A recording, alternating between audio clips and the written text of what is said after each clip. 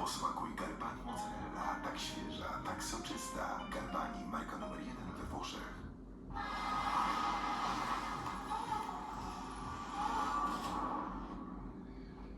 See me, who would go to jail, get arrested, get into... We're from very different worlds, very different...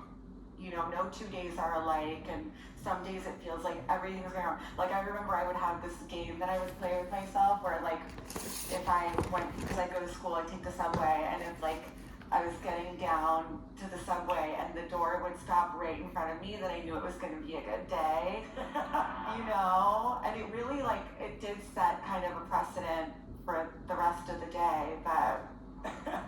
Well, Julia, before we dive into the deeper work here, I have to ask you this question. Seeing as you have been a lot of people's muse, who's your muse? My muse is me.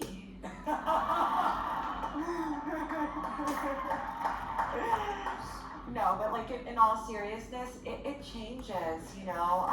I'm just really inspired by the life experience, you know, just the everyday things that we overlook. I think life is just one big gray area, you know, and I think for a long time I really thought in black and white, but now I realize that there is no truth. Everybody's truth is equally valid for the most part, but like there's, you know, we're just all experiencing and our perceptions, you know, everyone's valid in some way, or the reason that they think that way is valid in some way. I just try to really keep an open mind and especially open eyes and open heart, and I just get inspiration from everywhere.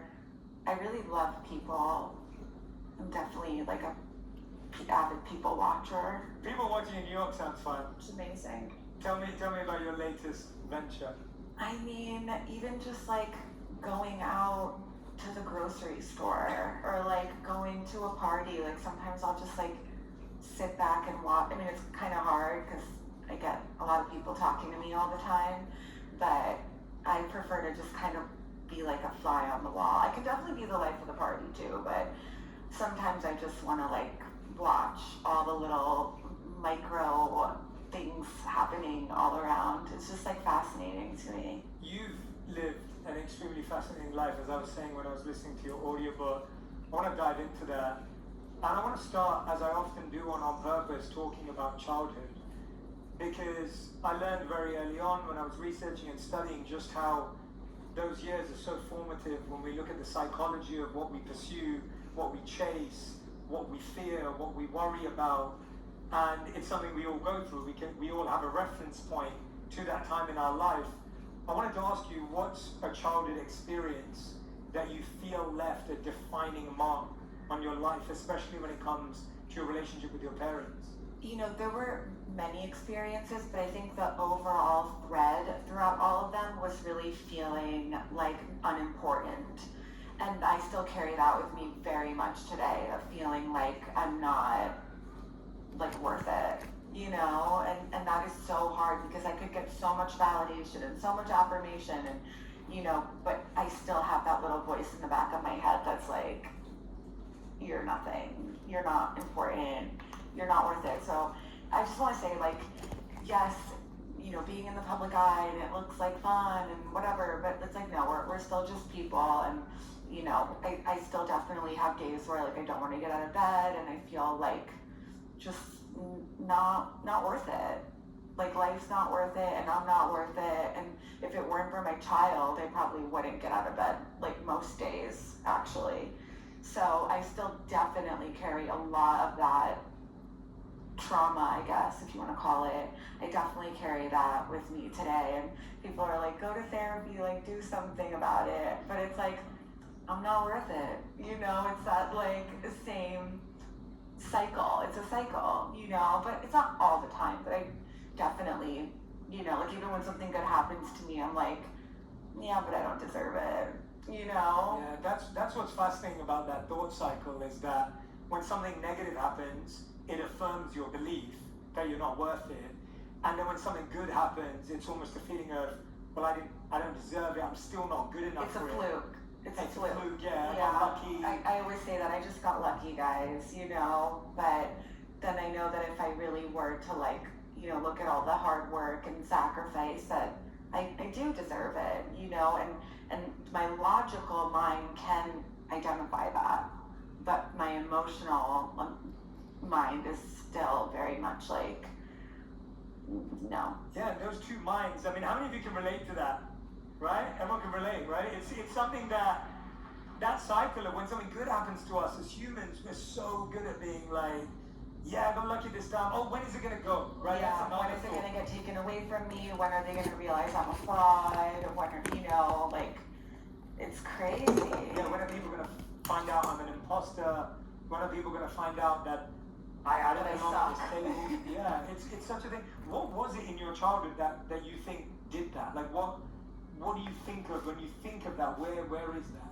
You know, I think my parents were dealing with a lot with each other, and they couldn't really, you know, it's like boomer parents. They were just very caught up in their own stuff and always fighting, like horrible fights. And I remember I would just like go into the bathroom because it was the only room in the house that had a lock on the door, and I would just turn on the hair dryer and I'd just lay on the floor for like 6 hours until it was like quiet, and then I could go back and like reintegrate into the household. But it was just a very kind of isolating, oppressive childhood. I mean, there were moments like that were great. I had a great relationship with my grandparents. I feel like I would not be here without them.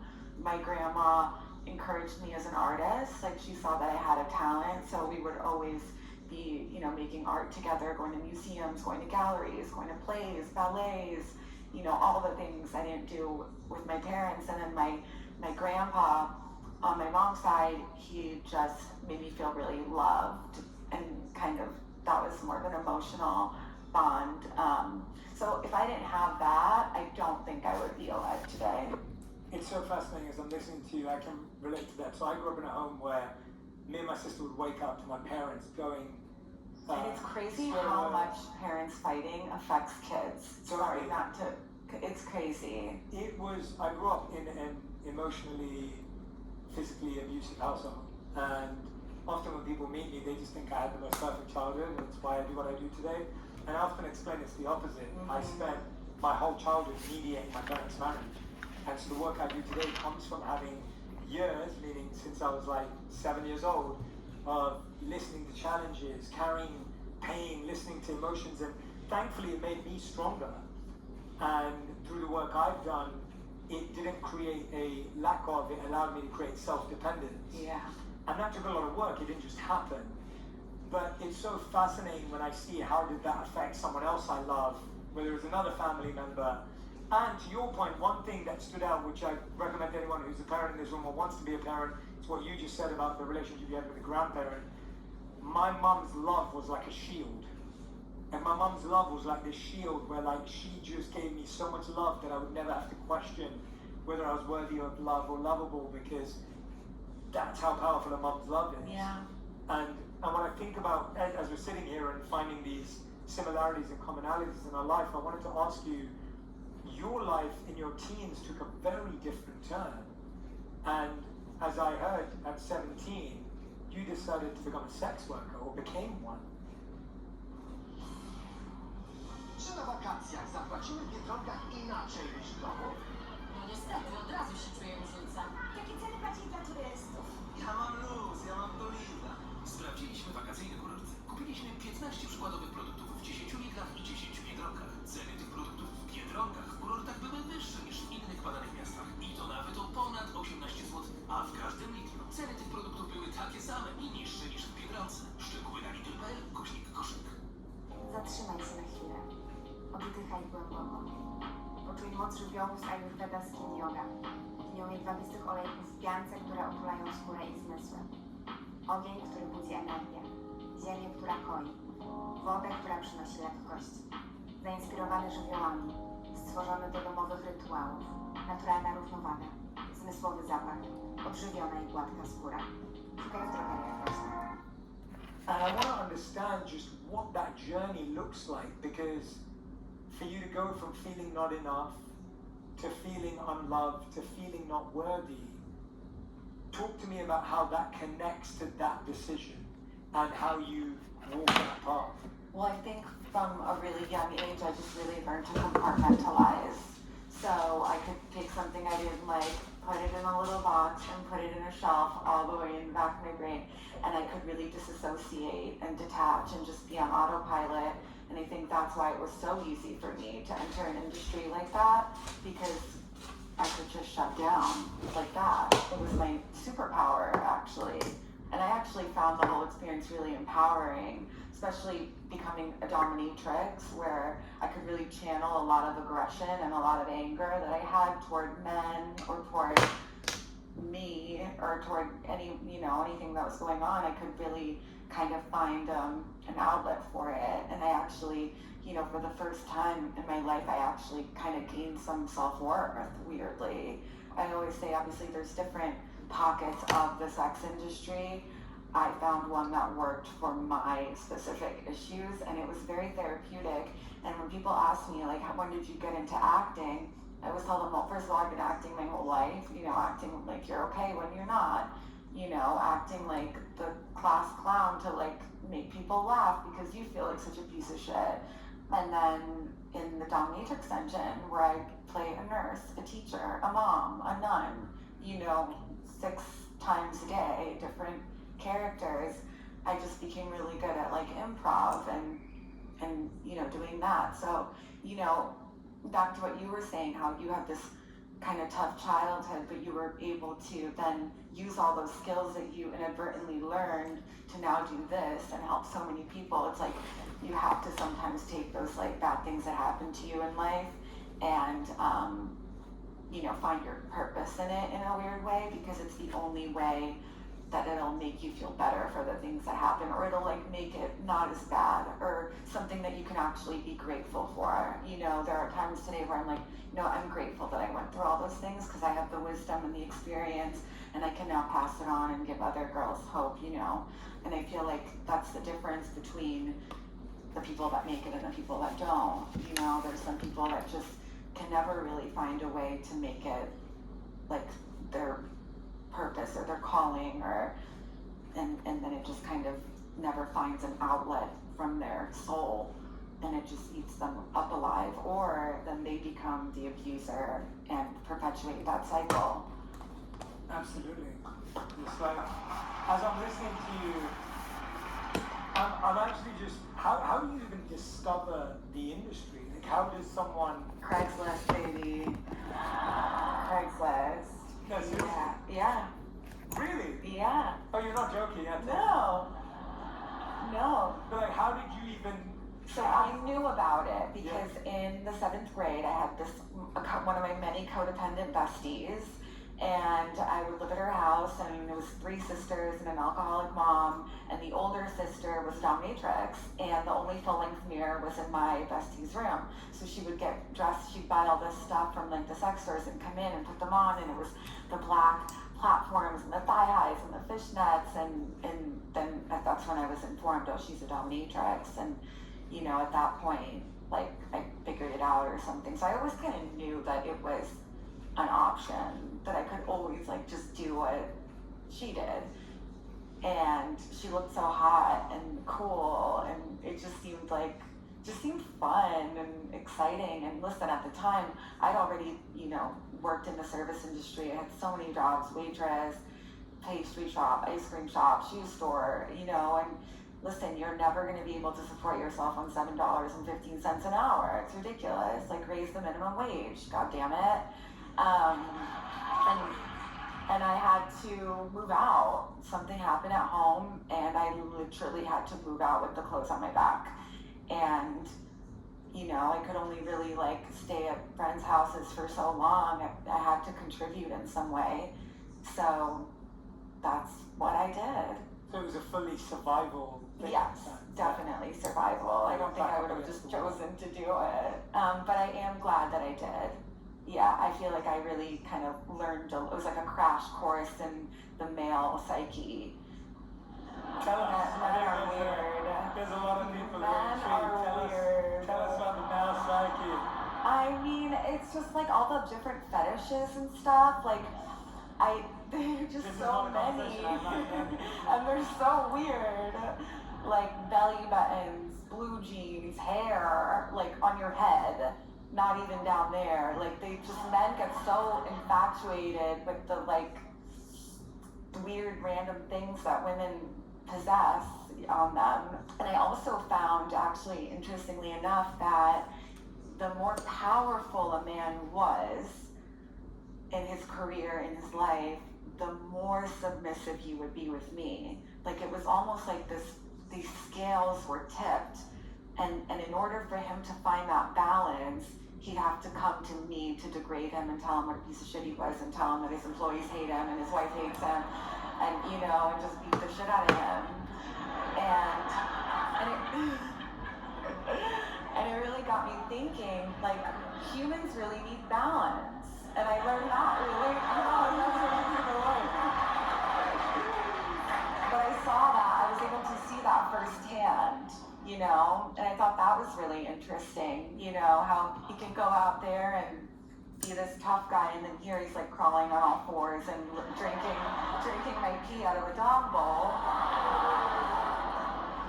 And it was just really interesting, I love that balance is what you took away from that. Like, it's just amazing.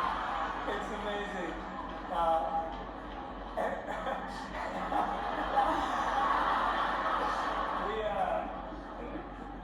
I was going to say that I learned about balance, but at the monastery, and it was really we came to the same conclusion that. Once I lose 10 pounds, then I'll be happy. Once I get this promotion, I'll be happy. Once I get this car, then I'll be happy. Or this watch, or this bag. But really, life is all the little things. And you have to get those things in order. Because, yeah, you'll get that big thing, but then it'll be, okay, what's next? Because it'll never fill the void. It's really hard to accept things that we can't change, The control freak in us wants to, change it, fix it, and make it okay. But you need the other person to also put in the effort too. Live your truth. Even if you're messy or wild or cringe, don't hide that, because you never know who's watching.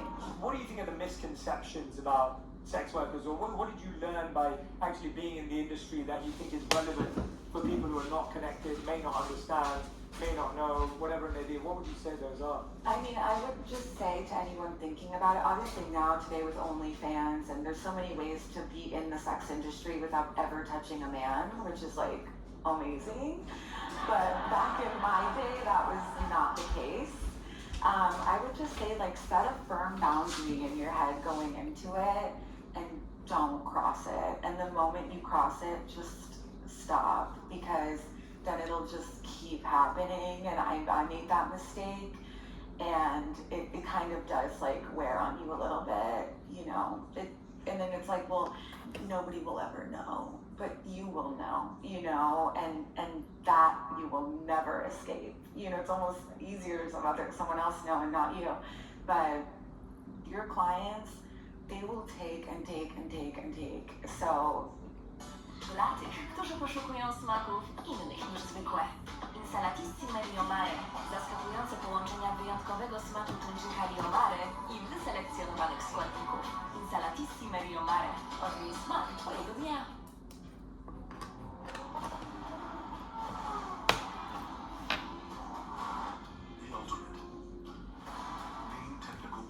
you just have to be really firm in what line you're not going to cross. It's quite remarkable. You learned so many lessons. You learned balance, boundaries, acting, like you were just saying, role. Why and when did that end? Why did that period of your life come to a close, and then where did you pivot to? I'll tell you, another thing that I learned then was manifestation through prayer. So I would pray every single night. I'm not kidding. I would pray for a sugar daddy.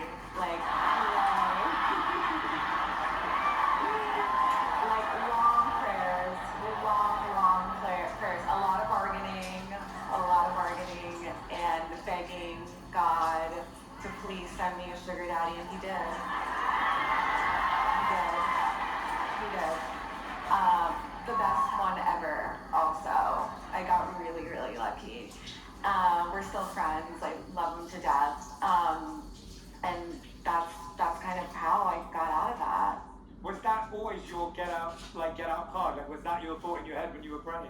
when you're in that kind of lifestyle, you're not really thinking long term. You know, I feel like having the ability to plan and do all these things, like that's something for like well-adjusted people. When you're living like I was, it was very much like survive the day, get through the day, and maybe